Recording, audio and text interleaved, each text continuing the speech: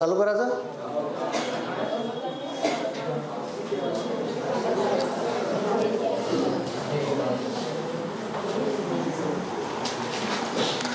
नमस्कार, मी नितेश बाळकृष्णजी कराळे, संचालक Phoenix career development academy Wardha. Bullet चालू घडामोडी या पुस्तकाचे लेखक आपल्या सर्वांचे स्वागत करतो फिनिक्स अकॅडमी वर्धा या आपल्या यूट्यूब चॅनल आणि फेसबुक पेजच्या लाईव्हवरून.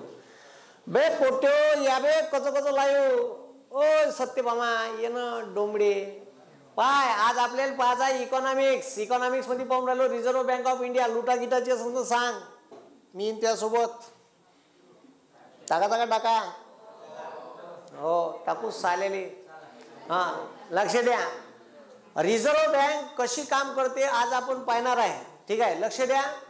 भारत सरकार महागाई, रिझर्व्ह बँक ही मध्यवर्ती बँक आहे, सगळ्या बँकाची बाप आहे आणि सगळ्या भारतीय बँकांवर कंट्रोल ठेवायचं काम करते. याच्यासाठी भारत सरकारनं हिचं राष्ट्रीयकरण केलं 1 जानेवारी 1949 आणि त्याच वर्षी सगळ्या बँकांवर कंट्रोल ठेवायचे पॉवर रिझर्व्ह बँकेला देण्यासाठी एक कायदा पारित केला, बँकिंग रेग्युलेशन ऍक्ट 1949. ठीक आहे, त्याच्यात 2 अनुसूच्या तयार केल्या, अनुसूची 1 आणि अनुसूची 2. पहिल्या अनुसूचित आहे नॉन बँकिंग फायनान्शियल इन्स्टिट्यूशन आणि दुसऱ्या अनुसूचित आहे सर्व व्यापारी बँका. मग आता लक्ष द्या, महागाईवर नियंत्रण ठेवायचं आहे. ठीक आहे, तर भारत सरकार ठीक आहे एक धोरण जाहीर करते, त्याले म्हणते फिस्कल पॉलिसी, मराठीत कॉल्ड ॲज राजकोषीय धोरण. आणि आरबीआय महागाईवर कंट्रोल ठेवासाठी म्हणजे दोन्ही सायमल्टेनियसली काम करते, सरकार आणि त्याच्यानंतर ठीक आहे आरबीआय जे पॉलिसी जाहीर करते त्याला म्हणते मॉनिटरी पॉलिसी, इंग्लिश मध्ये कॉल्ड ॲज मौद्रिक धोरण, मराठीत कॉल्ड ॲज मॉनिटरी पॉलिसी. मग तुम्हाला विचारलं का मॉनिटरी पॉलिसी कोण जाहीर करते, तर आरबीआय जाहीर करते. कोण जाहीर करते? हा, दर 3 महिन्यांना म्हणजे एका वर्षात 4 वेळा मॉनिटरी पॉलिसी जाहीर करते. ठीक आहे, दर 3 महिन्यांनी जाहीर करते. आणि फिस्कल पॉलिसी केव्हा जाहीर करते? भारत सरकार जाहीर करते दरवर्षी बजेटमध्ये. केव्हा जाहीर करते? बजेटमध्ये. बजेटमधून भारत सरकार, आता लक्ष द्या ठीक आहे, महागाई कशी वाढते त्याचं कारण काय? महागाई वाढण्याचं साधं आणि सोपं कारण आहे, लोकांच्या खिशातले पैसे वाढले. कोणाच्या? लोकांच्या खिशातले पैसे वाढले का महागाई वाढली. ज्या गोष्टीनं लोकांच्या खिशातले पैसे वाढन त्या गोष्टीनं महागाई वाढन. आणि लोकांच्या खिशात पैसे वाढले का लोक अत्तरच रिकामी जागा. ठीक आहे, लोक थैयास नसते, गद्यावर बसू का घोड्यावर बसू का उभ्यानं कुदू असंच काम असते खिशात पैसे असल्यावर. आता धन्यापाशी का पैसे असले तर धन्याच्या जर गर्लफ्रेंडनं म्हणलं का धन्या मला दोसा काच आहे आणि धन्याच्या खिशात आहे 50 रुपये. ठीक आहे, तर धन्या तिले नेते माया घराकडे आहे दोशाची बंडी तिकडं. पण धन्याच्या खिशात जर 500ची नोट आहे तर धन्या म्हणते चाल तुले राधिकात घेऊन जातो, 150चा दोजा जाडतो. धन्या थैया नाचत आहे, खिशात किती आहे? 500. ठीक आहे, त्याच्यामुळे पैसे असले का उभ्यानच नाचते तो. ठीक आहे, सुस्तीच नाही. म्हणून खिशात पैसे असले का तो एका जागी थांबत नाही. गाडी घेऊ, गद घेऊ, घोडं घेऊ, घरी टीव्ही घेऊ का फ्रीज घेऊ का अमकं घेऊ का ढमकं घेऊ. ठीक आहे, महागाई कशी वाढते? लोकांच्या खिशात पैसे वाढले का ह्या लगेच जाते मार्केटमध्ये आणि बायकोले म्हणते ए साडी घेऊ, चांगल्या 2-3 घेऊन घे, पुन्हा वर्षभर नाव नको घेऊ, एका त्या बहिणीला घेऊन घे. ठीक आहे, लगेच. मग हॉटेल घेऊन घे, ड्रेस चांगले घे ना, कच 3-4. ठीक आहे, पोटील घे, झाले का? अजून काय घ्यायचं आहे? ते पोट्टे म्हणते बाबा ते बाजूच्या काकाजीनं गाडी घेतली ना जी, आपण घ्या ना. अबे भिकार तुटे इथं पैसे आहे का? ठीक आहे, त्याच्या बापाच्या खिशात जर पैसे असत ते पाहिजे अकाउंटले 50,000 आहे, बँक जाते शोरूम मध्ये जाऊन पाहिजे भाऊ कितीचे आहे रे? हे हिरोंडा स्प्लेंडर मी आहे 85. बापा 85. ठीक आहे, मग तो पाहिजे खिशात पैसे असले का लोक गाडी घेऊ, गद घेऊ, घोडं घेऊ. ठीक आहे, फार सामान परचेस करते.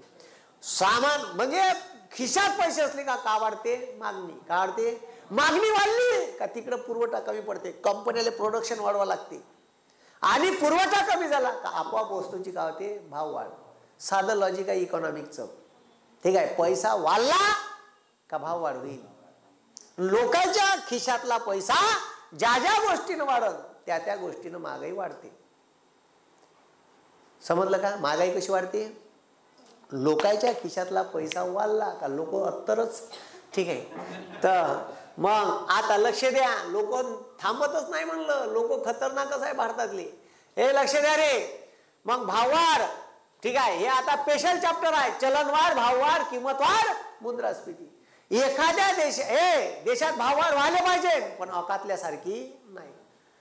भारत सरकार कोणतंही सरकार सरकारले इंटिमेट करत राहते भाववाढ. अवकातीत राय साल्या, अवकातीत राय साल्या, अवकातीत राय साल्या. भाववाढ सांगते. भाववाढीवर लगेच लक्ष ठेवावं लागते सरकारले. ठीक आहे, मग आता लक्ष द्या रे. भाववाढ म्हणजे चलनवाढ, किंमतवाढ किंवा मुद्रास्फीती. एखाद्या देशासाठी अति भाववाढ चांगली नाही. एक आहे गोंगलगाय किंवा रांगणारी भाववाढ. जर एखाद्या देशात मागच्या वर्षी वस्तू 100ची भेटत असेल, या वर्षी 102 रुपयाची भेटत असेल, तर त्याला म्हणते गोंगलगाय भाववाढ. काय म्हणते? गोंगलगाय भाववाढ. गोंगलगाय भाववाढ यालाच म्हणते रांगणारी. एखाद्या देशासाठी ही भाववाढ चांगली नाही. देशाची ग्रोथ चांगली व्हावी यासाठी भाववाढ चालणारी पाहिजे. कशी पाहिजे? चालणारी. कशी पाहिजे? चालणारी. कशी? चालणारी. 3 ते 7%. किती? म्हणजे मागच्या वर्षी एखादी वस्तू 100ची भेटत असेल आणि यावर्षी 106 रुपयाची भेटते, ठीक आहे, एवढी भाववाढ झाली पाहिजे. जर देशाची चांगली आर्थिक वृद्धी व्हायला पाहिजे वाटत असेल, तर देशात 3 ते 7% दरम्यान भाववाढ होत असेल तर ती योग्य आहे, असं इकॉनॉमिक्स म्हणते. ठीक आहे, मग भाववाढीचे प्रकार आहे. गोंगलगाय रांगणारी भाववाढ, चालणारी भाववाढ, एक आहे धावणारी. जशी भाववाढ 7% वर गेली, किती टक्क्याच्या वर? भाववाढ 7% वर गेली नाही गेली, काय म्हणलं? भाववाढ 7% वर गेली का सरकार लागते अवकातीत राह, अवकातीत राह, इले कंट्रोल कर, कंट्रोल कर. जास्त उत्मास करून मारल्यासारखा करू नको, थांब थांब. सरकारला इंटिमेट करते का हे लवकर जाग्यावर आण. हे का दोरी सुटली तर कुत्रा हाती लागणार नाही. मग हे 20% जे भाववाढ असते त्याने म्हणते धावणारी भाववाढ. काय म्हणते? धावणारी. आणि एक वेळा धावायला लागली का तिला लगेच कंट्रोल करावं लागते. आणि हे लोकांसाठी घातक असते. का असते? घातक असते. म्हणून भाववाढ अशी नाही पाहिजे. कशी? 7 ते 20%. हे उरावर बसते हे. आणि जर एक वेळा दोरी सुटली तर गाईचं वासरू हातात लागत नाही. हा बेभान सुटते तंगडे मारत. ठीक आहे, शेपटीवर करून. ठीक आहे, मग याले म्हणते बेसुमार भाववाढ. 20% वर गेली का बेसुमार भाववाढ. म्हणून कोणत्याही देशाची चांगली आर्थिक वृद्धी, चांगली वाढ व्हायची असेल तर भाववाढ पाहिजे चालणारी. मग प्रश्न येते, देशाच्या चांगल्या आर्थिक वृद्धीसाठी कोणती भाववाढ योग्य असते? ऑप्शन असते रांगणारी, चालणारी, ठीक आहे, धावणारी, बेसुमार. कोणती? चालणारी. ठीक आहे, मग जोड्या लावायचे भाववाढ आणि भाववाढीचे टप्पे. ठीक आहे, तर लक्ष द्या, 3% आत रांगणारी, ठीक आहे, चालणारी 3 ते 7, 7 ते 20, ठीक आहे, धावणारी. आणि याचा डायरेक्ट फटका ग्राहकाला बसते. म्हणजे मागच्या वर्षी 100ची वस्तू भेटत असेल तर 115, 120ची भेटत. पैनारीनं भाववाढ असेल अशी नाही पाहिजे. मरते एंडिंग पिरियड म्हणा. 20च्या वर जर गेलं संपला विषय. गोरगरिबाचा मरणच आहे. अशी जर बेसुमार झाली, आता मागं झाली होती व्हेनेझुएला नावाच्या देशात. ठीक आहे, समजलं का? भाववाढ झाली. एक ते आपण आणतो ना 12 ब्रेड येते एका पावाचं पाकिट, ते लहानवाले पाव. ठीक आहे, तर एक पावाचं पाकिट घ्यासाठी डॉलरवर पैसे द्या लागेल. आता डॉलरवर पैसे कोणाकडे राहील? व्हेनेझुएलाची करन्सी डॉलरवर द्या लागेल. डॉलरवर पैसे कोणाकडे राहील? ज्याच्यापाशी पैसे आहे. म्हणजे उपाशी कोण मेला? गरीब. अशी परिस्थिती आली ती. लोकांचे व्हिडिओ आहे जे कचऱ्यात डस्टबिन मध्ये आईस्क्रीमचे घेऊन पाकिट टाकते, ते चाटून खाय लोक दुसऱ्याची. अशी वाईट अवस्था. अबे खाली अन्न नाही भेटे ना बे. अन्न एवढं महाग होऊन गेलं तर यालेच म्हणते भाववाढ, किंमतवाढ, चलनवाढ. वस्तूच्या किमती ट्रिमेंडस वाढून जाते. ठीक आहे, असं काऊन होते? कवा होते? सरकारनं चुकीचे आकडे, फेक आकडे, बोगस आकडे दाखवले तर काही वेळेपर्यंत फुगा फुगते. आणि धडकन फुटते. आणि तो फुटला का ते व्हेनेझुएला सारखं होते. असं श्रीलंकेत झालं. कुठं झालं? पुरी इकॉनॉमी कोलॅप्स. म्हणून हे आगाऊचे नखरे करता येत नाही आणि इकॉनॉमिक्स मध्ये करू बी नाही. ठीक आहे. म्हणून आता लक्ष द्या. मग महागाईवर कंट्रोल ठेवासाठी मॉनिटरी पॉलिसी लॉन्च करते कोण? आरबीआय. आणि फिस्कल पॉलिसी कोण जाहीर करते? भारत सरकार. मग वारंवार बजेट जेव्हा मानते ना, तर बजेट मानल्यावर बजेटमध्ये एक शब्द येते, fiscal deficit, fiscal deficit, fiscal deficit, fiscal fiscal fiscal fiscal. कोणता शब्द? हा, तर फिस्कल डिफिशिट म्हणजे का? तर ह्या शब्द तुम्हाला पाहिलेच भेटन. सार्वजनिक वित्त पाहू तिथे ह्या शब्द भेटन.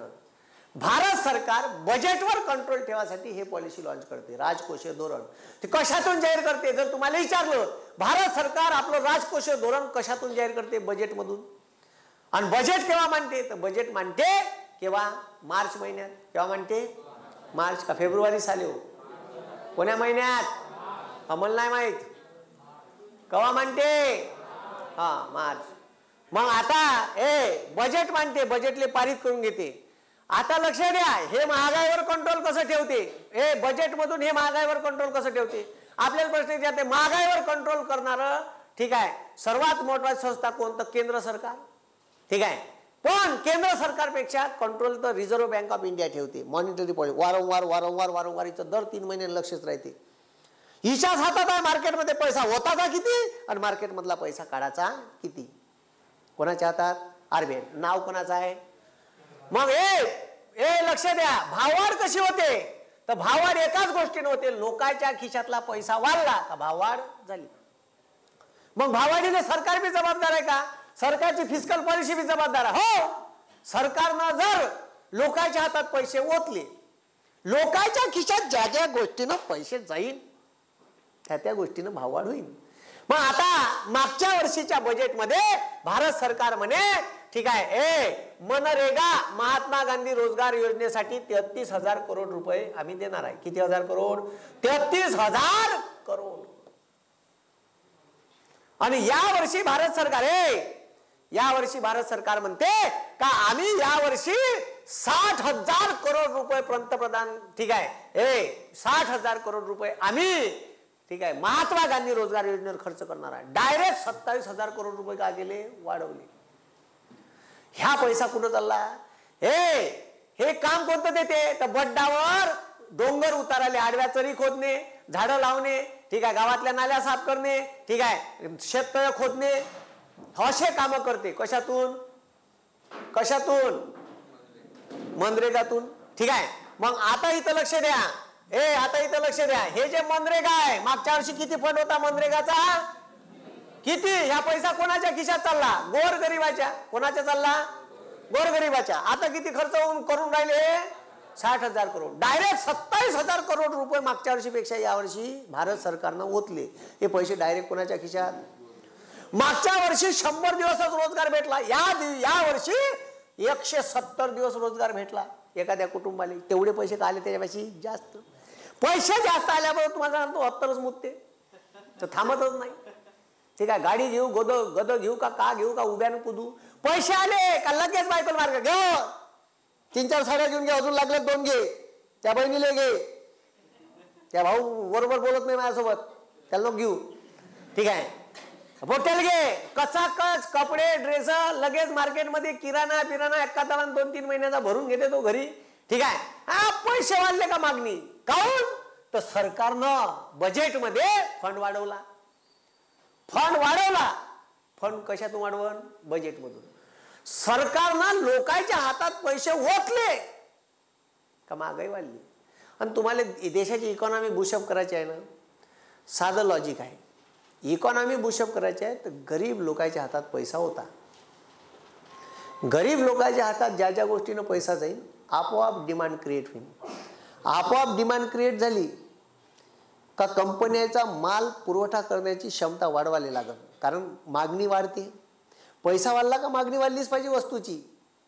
कारण तुम्हाला सांगतो ना, भारतीय लोकांची टेंडन्सीच आहे खर्च करो. बचतवाला विषय नाही आहे. आलेल्या पैशातून खर्च करा, उरलेले पैसे जमा करा. ठीक आहे. हे ठीक आहे, बाकीच्या देशातले लोक आलेल्या पैशातून जमा करा, उरलेले खर्च करा. आपली टेंडन्सी आलेल्या पैशातून उडाव, उरलेले पैसे का करा, बचत. मग आता भारतीय लोकांपाशी पैसा आला, मग जर सरकारनं बजेटमध्ये फंडची जास्तीची तरतूद केली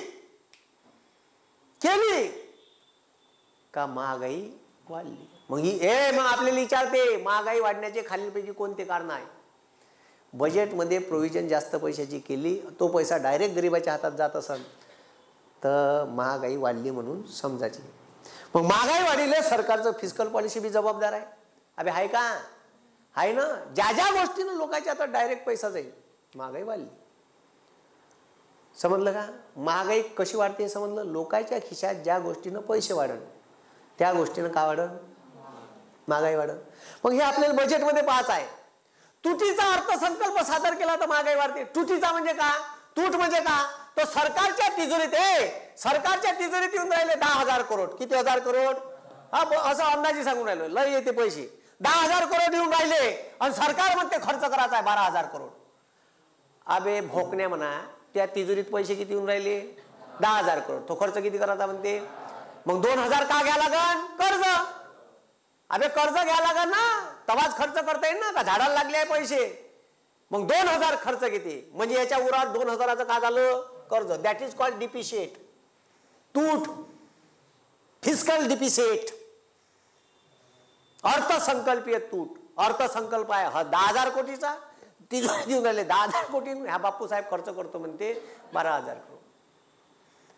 आता 2,000 जास्तीचे खर्च करत आहे.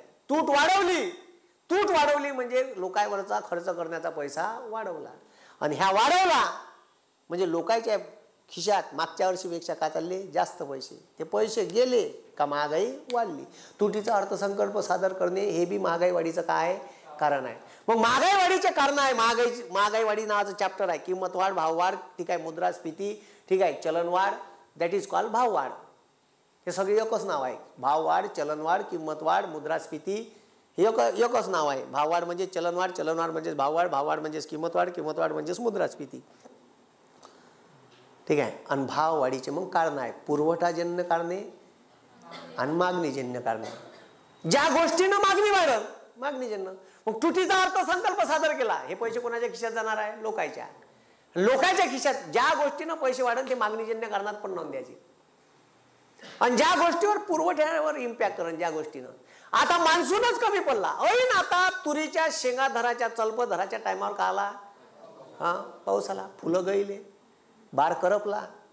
म्हणजे या वर्षी तुरी पिकणार नाही. म्हणजे तुरीचं उत्पादन का होईल, कमी. कशावर इम्पॅक्ट केला, उत्पादन. तुरीचे भाव वापकन वाढन. काऊन वाढन, पुरवठ्यावर इम्पॅक्ट केला, तुरीचं उत्पादन कमी झालं, लगेच तुरीचे भाव वाढ होईल. त्याले म्हणते पुरवठाजन्य कारण. मान्सूनच कमी आला, सर्वच उत्पादन कमी झालं. ठीक आहे.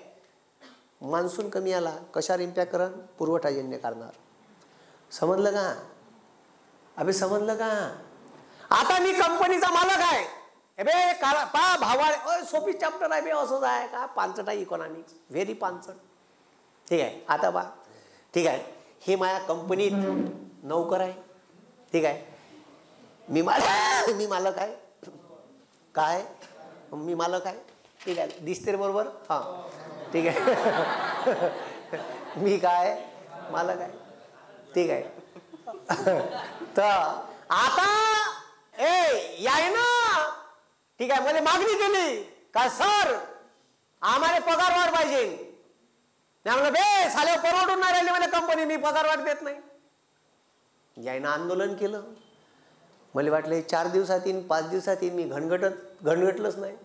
याच्यात ना माझ्यात वाद निर्माण झाला. कायच्यावरून, पगारवाढीवरून. कंपनी बंद पडू नाही माही. कंपनी बंद पडल्यामुळे प्रोडक्शन का झालं, कायच्यावर इम्पॅक्ट झाला, कंपनी आणि कामगार, कंपनी मालक आणि कामगार याच्यातला वाद झाला. तर हे याच्यामुळे बी मग माई कंपनी आहे कारची.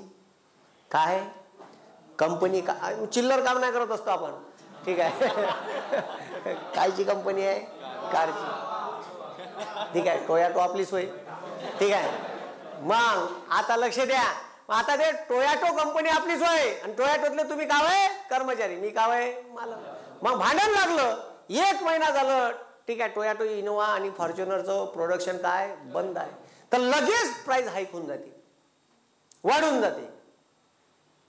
कशामुळे वाढलं? प्रोडक्शन बंद असल्यामुळे किंमत वाढ झाली.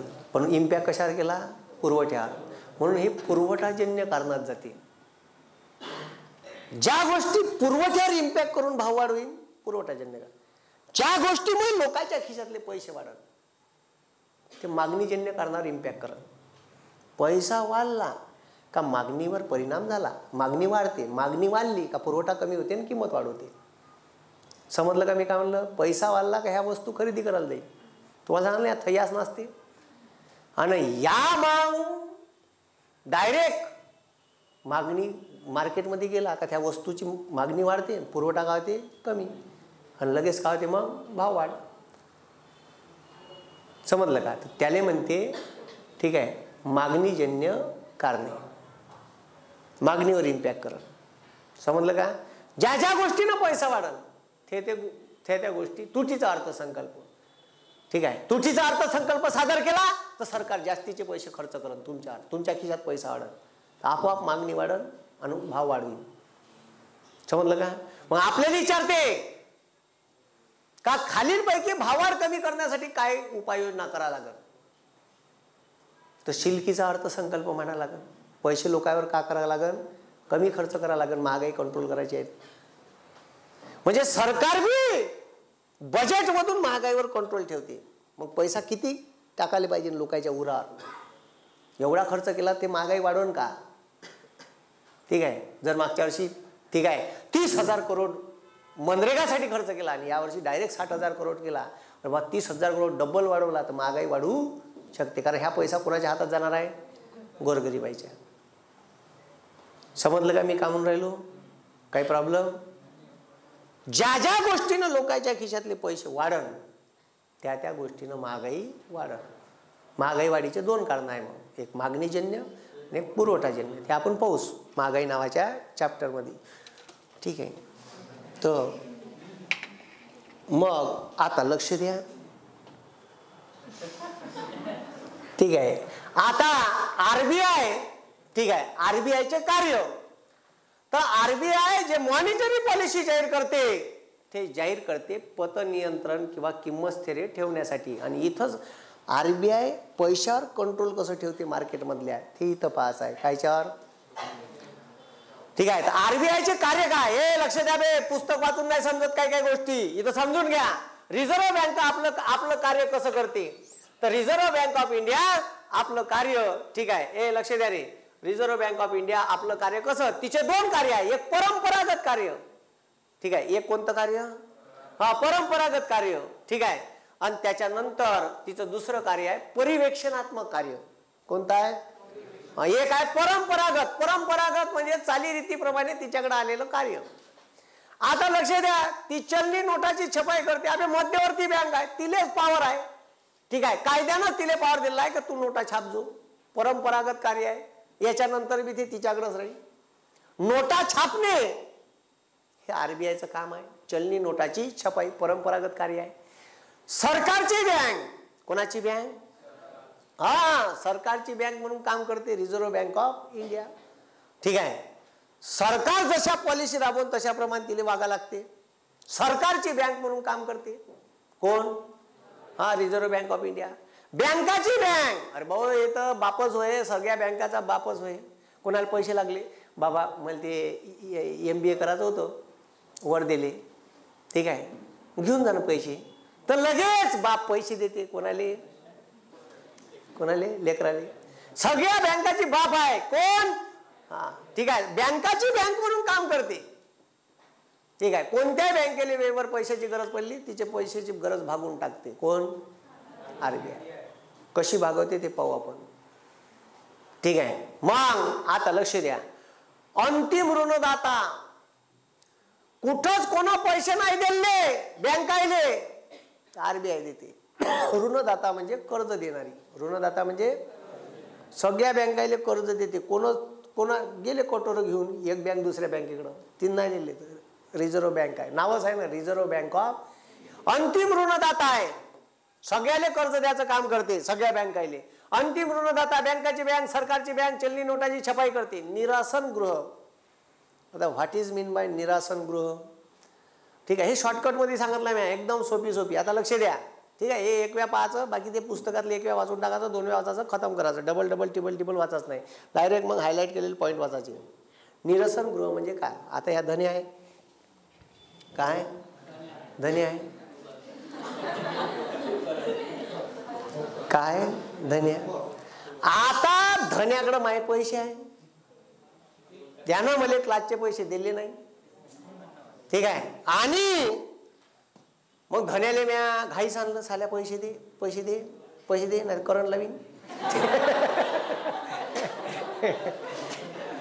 आणि मग ठीक आहे, धन्यानं मला चेक दिला सेंट्रल बँक ऑफ इंडियाचा 25,000चा. का दिला? चेक दिला किती हजाराचा? 25,000चा. आणि यानं चेक दिला, पण माय अकाउंट आहे स्टेट बँक ऑफ इंडिया मध्ये. आणि यानं चेक कायचा दिला? सेंट्रल बँकेचा. तर आता एक ऑफिस असते. आता ह्या चेक घेऊन मी कुठं जाईन? माय अकाउंट कुठं आहे? यानं चेक मला सेंट्रल बँकेचा दिला म्हणून मी सेंट्रल बँकेत अकाउंट काढीन का 25,000 रुपयासाठी? नाही तर बस हे धंदे करायचे.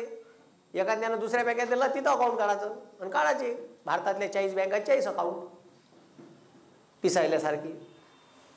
मग आता माझ्यापाशी SBIचं अकाउंट आहे, यानं मला सेंट्रल बँक ऑफ इंडियाचा चेक दिला, मी तो चेक SBI मध्येच लावीन. ठीक आहे, एक स्लिप भरीन. ठीक आहे, त्याच्यावर लिहिन 25,000 रुपये. ठीक आहे, ह्या चेक नंबर अमकं ढमकं टाकलं, तो चेक तिथं जोडला, तिथं बक्सा राहते त्याच्यात टाका. नाही तर माणूस घेते काही बँकेत डायरेक्ट, त्यानं घेतलं काही ते रिसिप्ट देते. आता तो चेक जाते एक निरासन गृह असते रिझर्व्ह बँकेच्या अंडरटेकिंग मध्ये, डायरेक्ट कंट्रोल हाऊस. ठीक आहे, त्या निरासन गृहात जाते. आणि मग आता लक्ष द्यावे, आता यानं मला चेक दिला पट्ट्यानं आणि याच्या अकाउंटवर डोबरच्या 10,000 आहे. किती आहे? 10,000. आता ते निरासन गृहाले पावर असते, याच्या अकाउंटवर 10,000 आणि चेक किती दिला? 25. वापस येते चेक. आणि याच्या उरावर पेनाल्टी आणते 500 रुपये. ठीक आहे, काहून? तर बॅलेन्स नसताना काय दिला? असा चेक द्यायचा नाही. नाही तर मग त्याला म्हणायचं थांब 2 दिवसानं माझ्या अकाउंटवर पैसे येणार आहे, नंतर मग लावजो. 3 महिने चेक व्हॅलिड असते. किती महिने? 3 महिने काहीच नाही चेकले. 3 महिने केव्हा पैसे काढू शकता. ठीक आहे, मग आता यानं दिला आणि यानं सांगितलं नाही अकाउंटवर 10,000 आहे आणि तुम्ही लावला, तर याच्या उरावर फाईन बसते. ठीक आहे, मग आता लक्ष द्या. मग अशा वेळेस का करायचं? ठीक आहे, तर आता याच्या अकाउंटवर जर 40,000 असेल, तर तो जो ऑफिसर असते ज्याच्याकडे चेक जाते त्या निरासन गृहात, मग तो पाहते कराय सरचा हे अकाउंट नंबर, यायच्या नावाने चेक दिला, याच्या अकाउंटवर किती आहे? 40. रक्कम 25 उचलते आणि माझ्या अकाउंटवर का करते? ट्रान्सफर. याले म्हणते चेक क्लिअर झाला. ठीक आहे, क्लिअरन्स हाऊस म्हणते. निरासन गृह क्लिअरन्स हाऊस चेक का करते? क्लिअर. तर ते पॉवर रिझर्व्ह बँकेले आहे. रिझर्व्ह बँकेच्या अंडरटेकिंग मध्ये ते ऑफिस असते, त्याला पॉवर असते का याच्या अकाउंटचे पैसे इकडे ट्रान्सफर करून देते. समजलं का? अबे समजलं का? आता याच्यापेक्षा सोपं झालं. चेक फेक लावायचं काम नाही, चेक लिहायचा, डायरेक्ट NEFT करून टाकायचे लगेच 5 मिनिटात. याला क्लिअरन्स व्हायला 2 दिवस लागते, 1 दिवस लागते, तर 5 मिनिटात पैसे NEFT न रपकन तिकडं लगेच ठपकन एका झटक्यात. त्याने बँकेच्या मॅनेजर सांगितलं झालं NEFT, लगेच तिकडे फोन करायचा, पोचले त्या अकाउंटवर पैसे लगेच. किती काही लाख रुपयाची रक्कम करता येते NEFT ट्रान्सफर. ठीक आहे, तर मग आता लक्ष द्या. समजलं का? निरासन गृह हे रिझर्व्ह बँकेचं काम आहे, त्याच्या अंडरटेकिंग मध्ये होते हे सगळं. ठीक आहे, तर ते बी काम करते. कोण? आरबीआय. ठीक आहे. मग पतनियंत्रण सगळ्यात खतरनाक गोष्ट असेल तर हेच, आणि हेच जीव घेते. दर परीक्षेत याच्यावर प्रश्न येईल. एकही परीक्षा नाही राहणार का याच्यावर प्रश्न येणार नाही. पतनियंत्रण करण्याची साधनं रिझर्व्ह बँकेची. पत म्हणजे पैसा, पैशावर कंट्रोल कशी ठेवते? कोण? आरबीआय. ती तर पाहू आपण, सेपरेट लेक्चर घेऊ. याचं खतरनाक टॉपिक आहे. कोणता? हे तर लय जबरदस्त आहे हे. ठीक आहे. याले गायब असला का तो मेलाच समजायचा. त्याचे गेलेच 1-2 मार्क गायब. हे हिशोबच नाही लागत तिथं. ठीक आहे. मग आता लक्ष द्या. परकीय चलन साठा, बाहेर देशातून जे डॉलर मध्ये पैसे येते ते रिझर्व्ह बँकेच्या अंडरटेकिंग मध्ये असते. परकीय चलन साठाचं ठीक आहे सांभाळ कोण करते? तर रिझर्व्ह बँक ऑफ इंडिया. भारतापाशी जे काही डॉलरच्या तुलनेत चलन आहे ते रिझर्व्ह बँकेपाशी आहे. कोणापाशी आहे? मग आपण मी आता माल निर्यात केला $10,000 तर $10,000 येते आरबीआय पाशी, आणि आज रेट आहे ₹80. ठीक आहे. किती रुपये? तर 8 लाख रुपये मला रिझर्व्ह बँक देईन $10,000 कन्वर्ट करून. हे घ्या कराय गुरुजी, तुमच्या अकाउंटवर 8 लाख. $10,000 अमेरिकेतून आले तुमचे, आम्हाला प्राप्त झाले, तुमच्या अकाउंटवर कचकन. समजलं का? जसं मला युट्यूबचे पैसे, ठीक आहे, युट्यूबचे पैसे येते $100 एका महिन्यात. किती आले? $100. किती डॉलर आले? पैसे मला डॉलरमध्ये दिसते, पण 22 तारखेला महिन्याच्या हे पैसे मला ट्रान्सफर करते. मग 22 तारखेला जर रेट ₹82 असेल तर लगेच माझ्या अकाउंटवर ₹82,000 येते. हे पैसे डॉलरमध्ये आले, हे कोणापाशी जमा आहे? आरबीआय पाशी. पण आरबीआयनं मला रुपयामध्ये कन्वर्ट करून पाठवून दिले. समजलं का? दॅट इज कॉल्ड परकीय चलन साठा. ठीक आहे. तो परकीय चलन साठा डॉलरच्या तुलनेत जमा आहे कोणापाशी? आरबीआय पाशी. ठीक आहे. मग आयात निर्यात करणारे, जे निर्यात करणारे लोक असतात ते परकीय चलन कमावतात, पण त्याले पैसे भारतात व्यवहार करायसाठी कायच्यात पाहिजे? रुपयात. ते आरबीआय देते. ठीक आहे. पण आरबीआय पाशी पैसे येते डॉलरमध्ये. तिथं मध्यस्थी संस्था म्हणून काम करते. ठीक आहे. मग परकीय चलन साठ्याचा सांभाळ करते, त्याला म्हणते फॉरेन एक्सचेंज. काय म्हणते? Foreign exchange. जे काही फॉरेन करन्सी आहे, ठीक आहे, तर ते येते परकीय चलन साठ्यात. ठीक आहे. त्याचं गोडाऊन आहे रिझर्व्ह बँकेत. विनिमय दरास्थैर्य. विनिमय दरास्थैर्य म्हणजे जे डॉलरच्या तुलनेत रुपया कन्वर्ट होऊन राहिला याच्यावर कंट्रोल ठेवायचं काम रिझर्व्ह बँक ऑफ इंडिया करते. पण ते आता रिझर्व्ह बँकेच्या हातात नाही. ते आता आहे मागणी पुरवठ्यावर. कायच्यावर आहे? मागणी पुरवठ्यावर. ठीक आहे. त्याच्यानंतर अर्थविषयक आकडेवारी. बंद भारताचं इकॉनॉमिकल स्ट्रक्चर आकडेवारी. ठीक आहे. जीडीपीचा ग्रोथ रेट किती आहे? चलनवाढ किती आहे? जीडीपीचा दर किती राहणार आहे? भारतात महागाई वाढ किती आहे? हे सर्व आकडेवारी डिक्लेअर करते कोण? Reserve Bank of India. ठीक आहे. बँक दर किती राहील, का राहील, हे सगळं कोण? सगळी अर्थविषयक आकडेवारी भारताबाबतची रिझर्व्ह बँक ऑफ इंडिया काम करते. हे झाले रिझर्व्ह बँकेचे परंपरागत कार्य. बँकाची बँक, सरकारची बँक.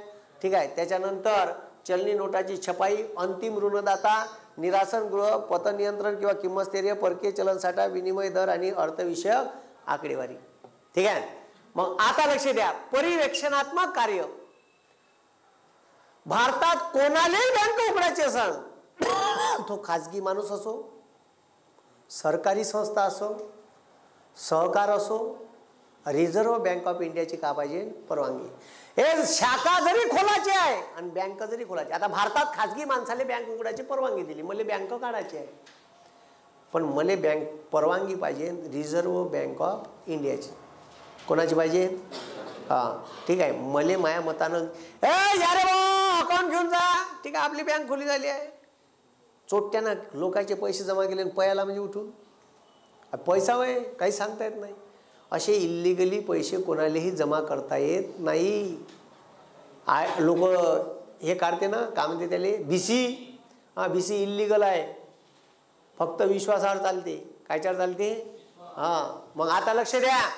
बँक कोणाले बँक उघडायची आहे, मग येस बँक खाजगी बँक आहे डुबली.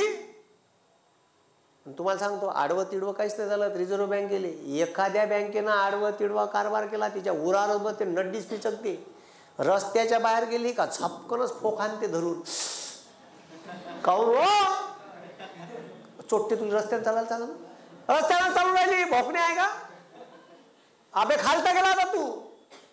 ठीक आहे. द महिला धरमपेठ बँक होती, याची शाखा बंद केली.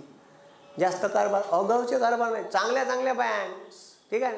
पुण्यात गाजलेली bank Pune multiple cooperative bank, हे वर्धेची डिस्ट्रिक्ट कोऑपरेटिव्ह बँक, अमरावतीची डिस्ट्रिक्ट कोऑपरेटिव्ह बँक, सहकारी बँक, पुरा ताला ठोकलाय. पुरा डायरेक्ट ढोबर बंद. बँकिंग व्यवहार करण्याची परवानगीच काढून टाकली. हे लोकांचे पैसे होते गोरगरिबाचे 70,000 80,000, मायाबापाचे होते 85,000. ठीक आहे. देश नाही साले, मायाबापानं रॉकेलची डबकीच नेली, देता का नाही. ठीक आहे. तसे सुरुवातीलाच दिले जाईन. ठीक आहे. हो ठीक आहे. मग घेतलं थोडंसं अंगावर तर मग रपकन दिले. ठीक आहे. 85 काय हरामाचे पैसे होते का, पण लोकांचे 3-3 लाख आहे डुबले. बँक RBI न जर बँकेने ताला ठोकला, बँकिंग व्यवहार करण्याची परवानगी दिली का तुमचे 10 लाख जरी असेल तर वर्षभरात फक्त 10,000 रुपये काढता येते. किती हजार? 10,000. त्याच्यावर तर परवानगी नाही. कवा RBI मध्ये 1000च काढा झालं, मग बेकारवाडा. ठीक आहे. 300 वर्ष लागते तुले 3 लाख काढायले. गेलं ते. म्हणून बँकेत तुमचे पैसे जमा नाही राहत. बँक डुबते तेव्हा तुमचे पैसे दुसऱ्याला दिले नाही ते, आणि तो डुबवते लुचाड. तुमचे पैसे त्याला दिले आणि त्यांना डुबवलं म्हणून बँक डुबली.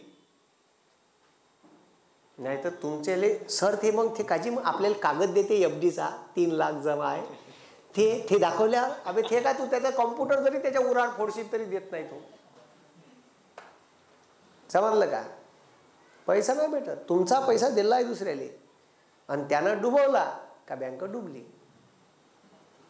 समजलं का? असंच किस्सा आहे. बस साधा आणि सोपं. ठीक आहे. मग आता लक्ष द्या. म्हणून बँका लोकांना नॅशनलाइज बँकेवर भरोसा काऊन आहे? काही डुबली तर सरकार देईल, काही डुबली सरकार नाही देईल. तुमचा बँकेत असलेला 1 लाखाचा विमा आहे फक्त. किती लाखाचा? सर माय 5 लाख आहे बँकेत आणि बँक डुबली तर 1 लाख भेटन. वरच्या पैशाचा विमा नाही. मग असे फेकतातच का? फेकता तुला माहीतच काय भेंड बँकेचं. तिथं पहिले 1 लाख बी नव्हतं, ते आता 1 लाख केला. 1 लाखाचा विमा कवर आहे बँकेत पैसे जमा असलेल्या अकाउंटवर. बँक जर डुबली, सगळे तशाच बँका. हो सगळ्या तशाच. ऑल बँक आर बदमाश. नो एनी बँक इज चांगली. ठीक आहे. अबे आता येस बँक डुबली तर येस बँकेत एका पोट्याचे 4.5 लाख रुपये होते. कष्टानं कमावलेले पैसे होते. आणि ह्या तो फेसबुकवर मोदीचे व्हिडिओ टाके, मोदी ऐसा मोदी वैसा अमका ढमका फलाना. जशी बँक डुबली आणि बँकेत गेला सांगितलं लागला 1 रुपया भेटत नाही. त्याच्या पोस्ट पाहायच्या, मोदी चोर. ठीक आहे. हा पुरे मोदी आणि लोकच होय. मग ते त्याची जुनी पोस्ट नवीन पोस्ट घेणं शिकून आजचे दिन. ठीक आहे. एक फोटो त्याचे बिलकुल फेसबुकवर पाहून मोदी मोदी. जोपर्यंत उरावर नाही येत ना मोदी तोपर्यंत लोकांना समजत नाही. त्याच्या पुराच आला. ठीक आहे. पुरा चांगल्या लोक. अभि येस बँक डुबली. किती मोठी बँक होती. ठीक आहे. पुरी पार खतम. चांगली नावाजलेली बँक होती यस, खाजगी क्षेत्रात. अशीच 92 नंतर पैदा झाली. बॉम्ब लोकांनी पैसा टाकला होता. बॉम्ब तिचे शेअर प्राईस गेले होते शेअर प्राईस. ठीक आहे. 500-600 रुपया गपकनाला. 20 रुपयाचा शेअर आहे आता. कुत्र नाही विचारत. 600चा शेअर 20 रुपये खतम. ठीक आहे. मग आता लक्ष द्या. कोणाही बँकेला शाखा ओपन करायची आहे तर शाखा RBIच्या परवानगीशिवाय ओपन करता येत नाही. परिवेक्षण करते. मग एखाद्या बँकेने म्हणलं का मला मांडवेल शाखा टाकायची आहे, परवानगी पाहिजे. चोट्या पहिलेच आहे तिथं युनियन बँक. मग आरबीआय पाहते तिथं बँक चालन का नाही, का चालन का नाही, किती लोकांचे व्यवहार आहे, किती रुपयाचं ट्रान्झॅक्शन होते, हे सगळे पाहते आणि मग परवानगी देते. अशी नाही देत, धरलं का उठसूट कुठेही परवानगी नाही देत. ठीक आहे, खरंच तेवढी मागणी आहे का, हे आहे का, सारा अभ्यास करते आणि आरबीआय परवानगी देते. एखाद्या बँकेले एखाद्या ग्रामीण भागात किंवा कुठं शाखा ओपन करायची आहे त्याची परवानगी कोणाकडून घ्यायला लागते. नवीन बँक उघडायची आहे तरी परवानगी, बँकेले शाखा खोलायची आहे तरी परवानगी. समजलं का? मग आता लक्ष द्या, शाखा बँकेची तपासणी, ऑडिट. पुऱ्या बँकाचं ऑडिट रिझर्व्ह बँक ऑफ इंडियाचे माणसं येते आणि ऑडिटर येते, खतरनाक राहते. तर आला का अशी थर्रच कापते. ठीक आहे, आता काय होते, काही काही मॅनेजरच्या हातात असते लोन सँक्शन करणे, कागदपत्र घेते तो कार. ठीक आहे, मग आता कार घेताना जर त्यानं एखादं कागदपत्र जोडलं नाही, एखाद्याला लोन मंजूर करून दिलं तर डायरेक्ट ते बंद फायली पाहिजे. कोणाकोणाला लोन दिले, कराय मास्तर, याचं हे कागदपत्र आणलं नाही तुम्ही, त्याच्या गाडी घेतली, त्याच्या गाडीचे ठीक आहे गहाण ठेवायचे कागदपत्र नाही, आणूनच साल्या त्याच्यावरच हानते धरून शेरा. जर याचे पैसे डुबले, बँकेचा मॅनेजर लंबा. ठीक आहे, संपला. समजा एक फ्रॉड झाला होता पिंपई खुट्याली एक बँक होती.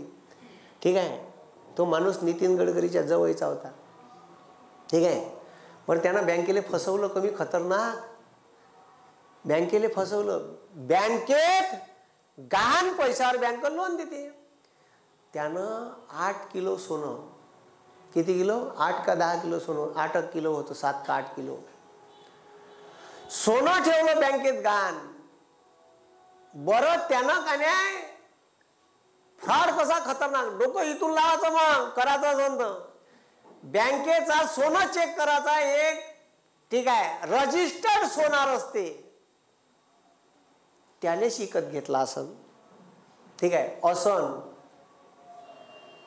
आणि बँकेपाशी सोनं ठेवलं, सोनाराकडे नेलं, सोनार म्हणे ओरिजिनल आहे, त्याला लोन दिलं, त्या लोनच्या पैशात दुधाची डेअरी टाकली, बाकी पैशात काय केलं का माहित.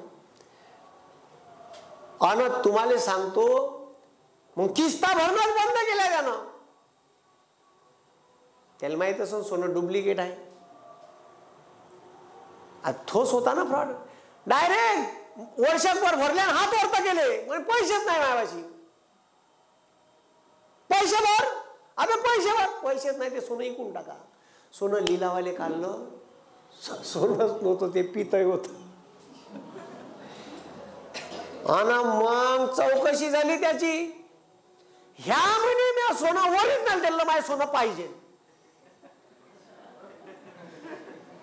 कोण म्हणे, ज्यानं सोनं, माझं सोनं ओरिजिनल होतं, मला सोनं पाहिजे. बँकेचा मॅनेजर म्हणे यानं डुप्लिकेट दिलं. ह्या म्हणे बँकेच्याच मॅनेजरनं दाबलं.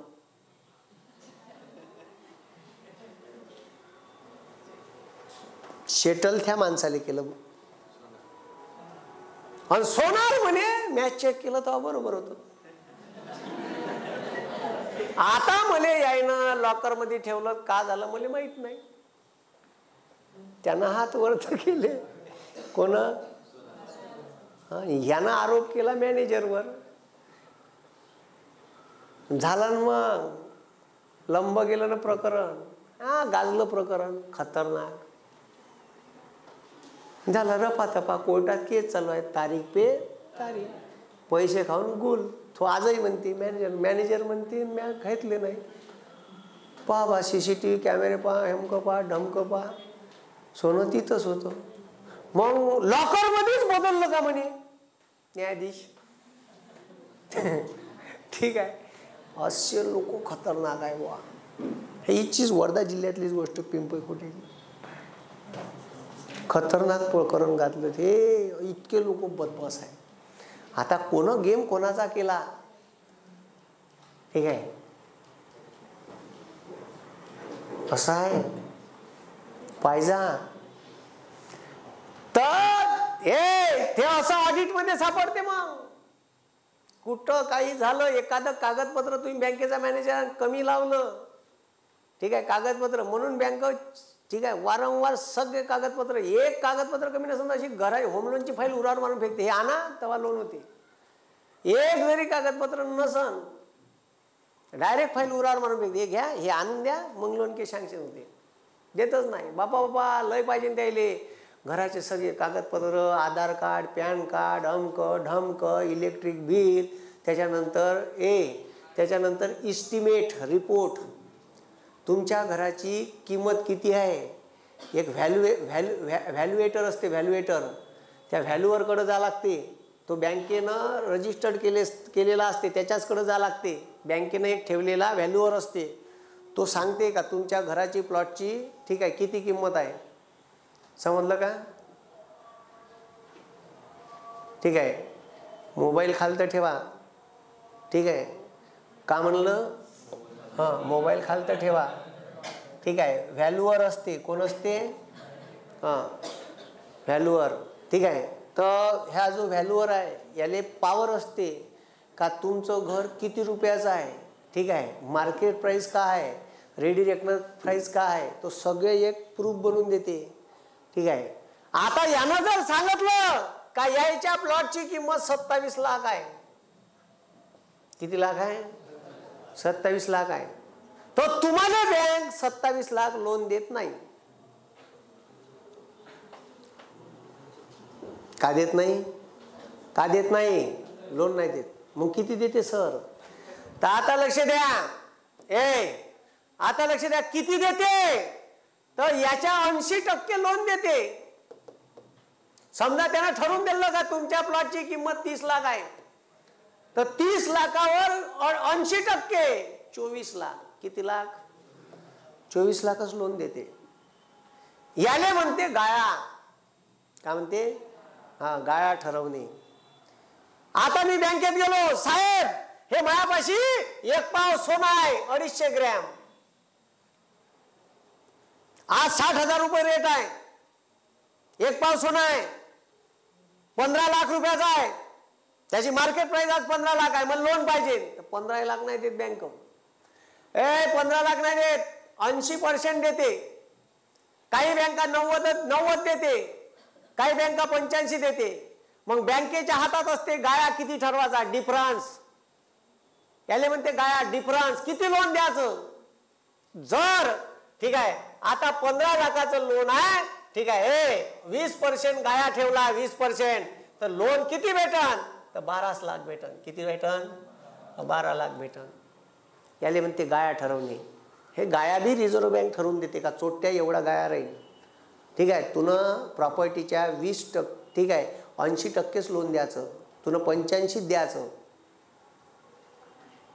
दॅट इज कॉल्ड गाळा. हे समजलं का? ठीक आहे. त्याला मोबाईल दे रे. हे समजलं का? ठीक आहे. हे समजलं का रे? गाळा समजलं का तुम्हाला? हा, काही प्रॉब्लेम? हे काही प्रॉब्लेम? ठीक आहे. हे बी काम कोणाचं आहे? RBIचं आहे. का ठरवणे? का ठरवणे? गाळा. ठीक आहे. तर बँकाची तपासणी सर्व बँकाचं ऑडिट करते. ऑडिट त्या ऑडिटरच्या हातात सापडलं का तो शेरा सांगते हे कागदपत्र कमी आहे. ठीक आहे. तुमच्या, ठीक आहे, तुमच्या जॉब प्रोफाईलवर चढते म्हणलं ते, म्हणून असे बोगस कामं नाही करतायत मॅनेजरले. त्याच्या उरावरच येते डायरेक्ट प्रकरण, त्याला भरून द्यावं लागते. बे लय बदमाश आहे बँका. ठीक आहे. धन्या समजा SBI मध्ये कॅशियर लागला. का लागला? हा, अकाउंटवर बसते कॅशच्या. ठीक आहे. मग याच्या हाती मांडव्यात शाखा आहे, यालेच करावं लागते. पैसे घ्यायचे बी आणि द्यायचे. आता इथं मोठ्याल्या बँक आहे, इथं वेगवेगळे काउंटर आहे, घ्यायचं वेगळं द्यायचं वेगळं. आता याच्याच पाशी राहते पैसे घेणे बी आणि देणे बी. तुम्हाला सांगतो, मोजता मोजता एखादी नोट जास्त गेली तर अजिबात गिराईक सांगत नाही. जास्त आली तर गुपचाप भरते लगेच. ठीक आहे, लगेच. आणि कमी आली ना, ओ साहेब एक नोट कमी. कमी आहे नाही ना का? दाखव. कमी असेल तर उरावर बसते त्याच्या गिराईक. आणि पैसे जास्त जर आले तर रपकन पैसे उठून. आणि समजा हे 2 नोटा 500च्या जास्त गेल्या, 2 अलग अलग गिरायकाले, संध्याकाळी आलेले पैसे आणि दिलेले पैसे टॅली मारते, 1000 रुपयाचा घापा. कसे वेळेस आले, डबल नसते या बंडला, आलेले तेवढे आहे, दिलेले अरे 1000 जास्त गेले. अय भाऊ, याले द्या लागते, याले धन्याले कॅशियरले पैसे भरून, समजलं का? नाही तर पगारातून कापते नाही दिले तर. अजी सर असं असते का? मला वाटलं का जमून जाते. मग तर तू रोजचे 1000 खिशात टाकून न्यायचा वय, ठीक आहे. जमून जाते, ठीक आहे. गेले कस्टमरले, ठीक आहे, 1000 जास्त आज, ठीक आहे, जाऊ द्या, गेले तर आपल्याच घरची बँक आहे. असं नाही चालत, धन्याला द्या लागते कॅशियरले भरून. म्हणून तो 17व्या थुका लावू लावू मशीननं 3 वेळा मोजते, आलेलं बंडल मोजते 3 वेळा, पुन्हा टाकते. हा 100 हा. ठीक आहे, असं आहे. म्हणून बँकेचा कॅशियर आणि तुम्ही जर, ठीक आहे, बँकेची क्लरिकलची परीक्षा दिली तर 2 टेबल ट्रान्सफर झाले का तुम्हाला कॅशियरवरच बसवते, तिथूनच जा लागते, रस्ताच तिथून आहे. आणि होतेच चुका, पैसे भरून द्या लागते. मग म्हणून ते 17व्या थुका लावू मोजते नोटा, त्याला माहीत आहे का नोट जास्त गेली का भरून देणे आहे. मग आता लक्ष द्या, बँकावर नियंत्रण ठेवायचं काम, सगळ्या बँकावर नियंत्रण ठेवते आरबीआय. विलिनीकरण, एक बँक दुसऱ्या बँकेत विलीन करायचे आहे तर रिझर्व्ह बँकेच्या परवानगीशिवाय बँक विलीन करता येत नाही, समजलं? मग त्याच्यानंतर, ठीक आहे, प्रवर्तन 3 प्रकारचे काम आहे, ठीक आहे, परंपरागत कार्य, पर्यवेक्षणात्मक कार्य आणि, ठीक आहे, प्रवर्तनात्मक कार्य. ठीक आहे, म्हणजे याच्यात आता बँकेला काही बदल करायचे आहे तर व्यापारी बँक, ठीक आहे, आरबीआय, ठीक आहे, आरबीआय व्यापारी बँका काढायची परवानगी देते, सहकारी बँक काढायची परवानगी देते, कृषी व ग्रामीण बँक नाबार्ड, कृषी व ॲग्रिकल्चर ग्रामीण भागासाठी सेपरेट बँक, औद्योगिक बँक, आयात निर्यात बँक, ठीक आहे, नॅशनल हाऊसिंग बँक, गृहनिर्माण बँक. ठीक आहे, हे प्रवर्तनात्मक, कारण सगळे डिपार्टमेंट, आयात निर्यात डिपार्टमेंट होतं, ॲग्रिकल्चर डिपार्टमेंट पिसाळून गेली होती आरबीआय. का झालं म्हणे झंझट, ठीक आहे, बंद आहे, ॲग्रिकल्चरचं मीच काम पाहतो, खड्ड्यात गेलं तिकडे आयात निर्यातचंही पाहतो, हाऊसिंगचंही पाहतो, डिपार्टमेंट होते. रिझर्व्ह बँकेनं हात वरत करून दिले, खड्ड्यात गेलं मी हे चिल्लर काम धंदे नाही करत, बे तू कर इकडे नाबार्ड, ठीक आहे, नाबार्डले दिलं, तू बंद ॲग्रिकल्चरले लागणारं लोन आणि प्रायमरी क्षेत्रात लागणारं लोन तू दे, तू दे पाय, मला डायरेक्ट ऑडिट सबमिट करायचं. एक्सपोर्ट इम्पोर्ट इकडे बयाड होऊन घ्या, इकडे त्याला बोलावलं एक्सपोर्ट इम्पोर्ट, हे तू बँक, एक्सपोर्ट इम्पोर्ट बँक, तू ना फक्त एक्सपोर्ट इम्पोर्ट करणाऱ्या लोकांना लोन द्यायचं, ठीक आहे. मग हाऊसिंग लोन, हे तू ना हाऊसिंगच पाहायचं, ठीक आहे. सगळ्या अलग अलग बँका तयार केल्या, त्याला शिखर बँका म्हणते. रिझर्व्ह बँक बापायची बाप आहे आणि ह्या बँका शिखर बँक म्हणून काम करते. मग औद्योगिक bank, IDBI, industrial development bank of India, ठीक आहे. एक्झिम बँक, कोणती बँक, हा export and import bank, NSB national housing bank, शिखर बँक, ठीक आहे. सगळ्या नाबार्ड, काय म्हटलं, नाबार्ड, ठीक आहे. हे तर ॲग्रिकल्चर क्षेत्र, विचार तर दर परीक्षेत प्रश्न येते, national bank of agriculture and rural development. या सर्व बँका नवीन, म्हणजे इकॉनॉमिकल स्ट्रक्चर चेंज करायचं आहे भारताचं, त्याच्यात काहीतरी परिवर्तन घडून आणायचं आहे, लोकांचा प्रवाह वाढला पाहिजे बँकेत, त्याच्यासाठी प्रवर्तनात्मक कार्य, काहीतरी चेंजेबल कार्य करते. आणि हे चेंजेबल कार्य या बँकेच्या माध्यमातून केले. कोण रिझर्व्ह बँकेनं. समजलं का अबे, समजलं का? हां, गाया समजलं का, गाया, हां, ठीक आहे. गाया म्हणजे जेवढी प्रॉपर्टीची किंमत आहे त्याच्यावर किती टक्के लोन द्यायचं, तेवढं लोन देत नाही. हे बी शिकून घ्या पुन्हा, ठीक आहे. नाही तुम्ही जाण माहिती 30 लाखाचे 30 लाख पाहिजे म्हणजे खड्ड्यात दिलं कामदार, तर असं भेटत नाही. जमन काही प्रॉब्लेम, ओके. उद्या पाहू पतनियंत्रण, ठीक आहे. आजच्या दिवशीच थांबतो. धन्यवाद. जय हिंद, जय महाराष्ट्र.